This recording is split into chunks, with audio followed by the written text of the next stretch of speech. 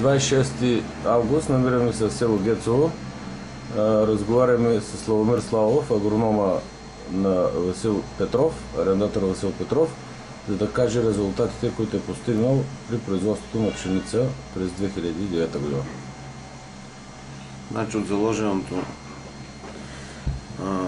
засята пшеница на ливадито, от контролата изкарахме 480 кг от декар, а третирането с биолам около 550 кг от декар. Това е разлика от 70-80 кг от декар, третирането с био-1.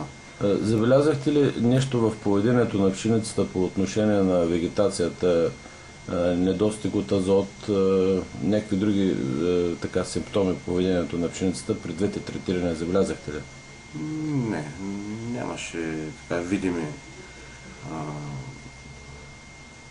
видими разлики между контролата и третирането с био-1.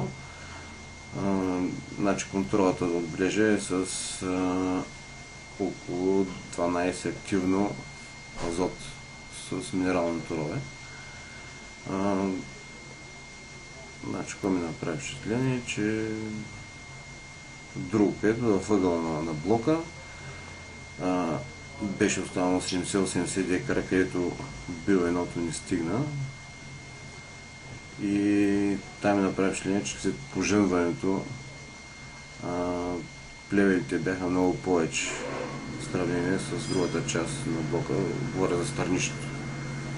Това е.